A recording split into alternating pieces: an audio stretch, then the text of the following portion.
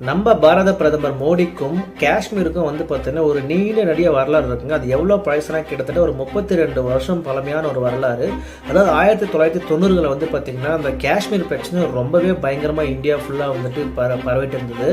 அது என்னன்னு உங்களுக்கு ஆல்ரெடி தெரிஞ்சிருக்கும்னு நினைக்கிறேன். அதாவது கிட்டத்தட்ட 10 லட்சம் காஷ்மீரி பண்டித்களை வந்து பார்த்தீங்கன்னா அங்கே இருக்கிற இஸ்லாமிய பயங்கரவாதிகள் மற்றும் பாகிஸ்தானால் ஆதரவுப்பட்ட பயங்கரவாதிகள் வந்து பார்த்தீங்கன்னா அங்கே இருக்கிற ஒரு 10 லட்சத்துக்கும் மேற்பட்ட காஷ்மீரி பண்டித்களை, அதாவது காஷ்மீரி ஹிந்துக்களை வந்துட்டு அந்த மாநிலத்திலிருந்து வெளியேற்றப்பட்டாங்க. ஸோ அப்படி வெளியேறலைன்னா அவங்கள வந்துட்டு துப்பாக்கி முனையில் வந்துட்டு நிறைய பேரை சாவடிச்சு அதுக்கப்புறம் வந்து பார்த்தீங்கன்னா நிறைய பேர் சித்திரவதை பண்ணி பயங்கரமாக அந்த கொடூரமான அந்த செயல் செஞ்சு வந்துட்டு அங்கே இருக்கிற ஹிந்துக்கள்லாம் அகதிகளாக வந்துட்டு ஒரே ராத்திரியில் ஃபுல்லாக 10 லட்சம் பேர் வந்துட்டு டெல்லிக்கு வந்து சேர்ந்தாங்க. இது எல்லாருக்குமே தெரியும். அப்போ அந்த காலகட்டத்தில் வந்து பார்த்தீங்கன்னா அதாவது 1992 வந்து பார்த்தீங்கன்னா பிஜேபியால் வந்து ஏக்தா யாத்ரா அப்படின்னு ஒரு யாத்திரா வந்துட்டு தொடங்கினாங்க. அதாவது காஷ்மீர் இருந்து கன்னியாகுமரி வரைக்கும் ஒற்றுமையான பாரதம் அப்படின்ற ஒரு